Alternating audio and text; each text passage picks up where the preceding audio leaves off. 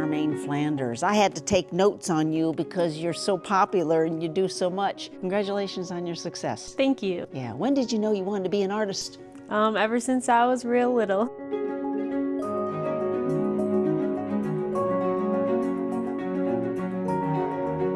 I was at my grandparents' house a long time ago when I was like 6 maybe. My grandfather, he let me paint the bathroom door yellow with him, and it was really personal to me, and ever since then I just love to paint and make art. Cool. Well, I hope today's bathroom door is yellow in your house. There you are. What kind of artist are you? I'll go deep. I'm a mixed media artist. I like to incorporate a lot of 3D elements in my 2D work to really push the boundaries of two-dimensional artwork.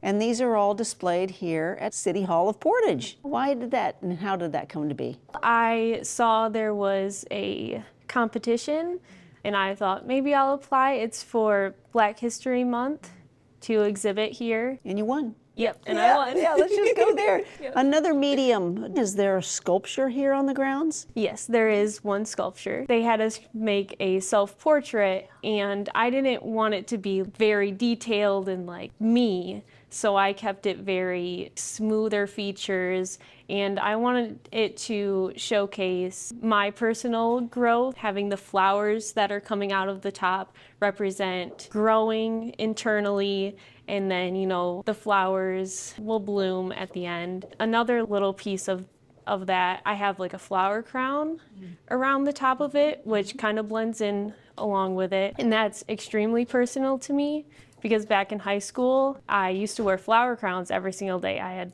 almost 200 flower crowns. There'd be individuals that would, you know, make fun of me for it, but I used that as a way to be more confident and not listen to what they say and keep wearing them. And that helped me build my confidence. And their art is not on the wall. Yeah.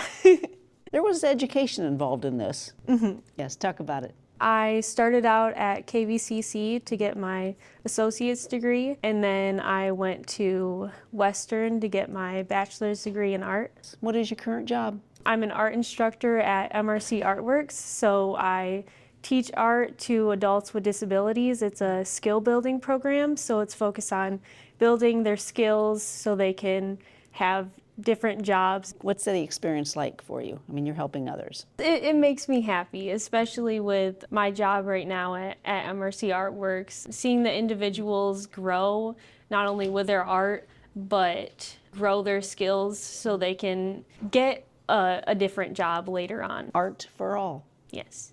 Working with kids, working with those with challenges, often called art therapy. What drives you to do that and talk about touching these lives? When I first started college, I initially wanted to go into art education because I love kids. And then I learned about art therapy while I was in college, which drove me to change my major. And I really enjoy art therapy because you're using art to help people through their hard times. And you can go in many different paths with that. You can work at a hospital with people with chronic illnesses, or you can work at like a rehab center, a lot of different places.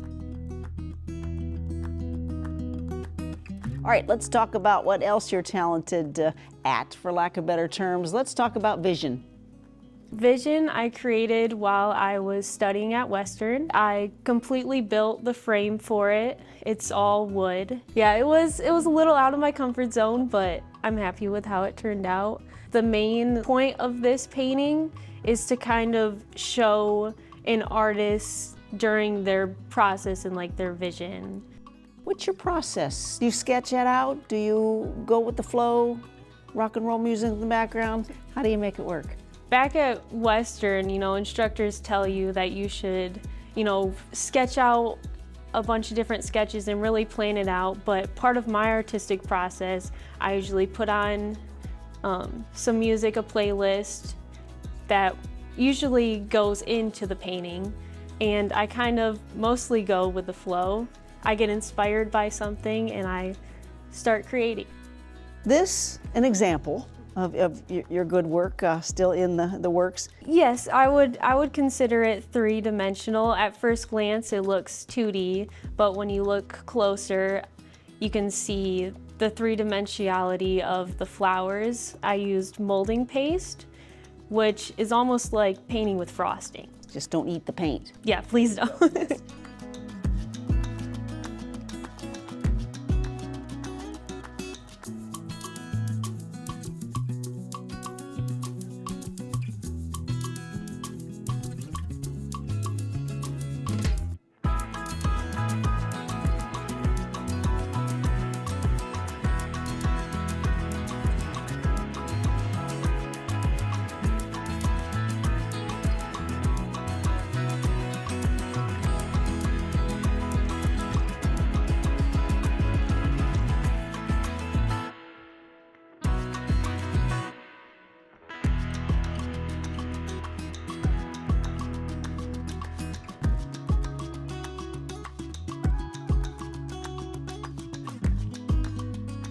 Are you interested in the face? I see a theme. Yes, I started out by doing realism and focusing on faces to really master that skill. I really chose to do faces most of the time because faces can tell a lot about a person and you can kind of see and feel their story. So I use that as my main subject matter in a lot of my paintings, and then I expand upon that further recently by touching on more surrealism work, but still incorporating the face. And then behind me, who's she? That is Willow Smith. I created that one on a watercolor canvas, and I used charcoal and India ink. Describe a praying person. It has a few different meanings. I don't like to put a specific meaning on a lot of my paintings. I want it to be open to the viewer to connect with it personally. You can interpret the hands as maybe a past loved one that's like always looking over you. Even though you can't see them, they're still there. Or you could take it many different ways. You mentioned grandparents. Was there a great-grandmother in your life that was influential? Yes, my great-grandma, we call her Grammy. She's 92 years old. I love her so deeply. For her 91st birthday, I started out with a poem that I made to kind of showcase everything that she's done and what I'm, proud of her for. And then I created a series of different small paintings and drawings that are like small clips of those memories. And what was that like in your soul to do that? It was really personal and really, it made me really happy and emotional creating it, and especially when I gave it to her, it was a surprise. So I kind of surprised her with it, and she was really happy about it.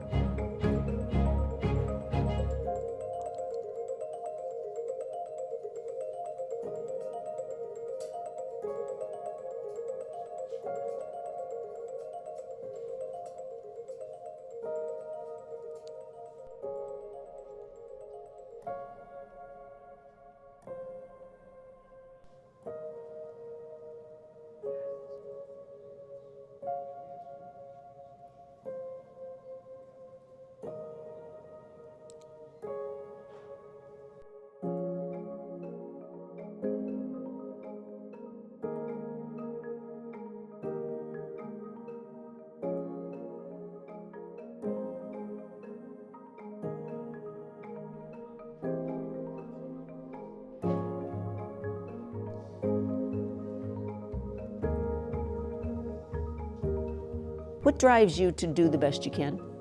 What drives me is making my family proud and making an impact on others as well. Like all my art, everything that I do is to leave an impact on someone. And that's why, like, when I go to different art events, even like Art Hop, where it's free and you don't always make money, but it's about having conversations with people, and then hearing people really connect to my paintings is what makes me want to paint more.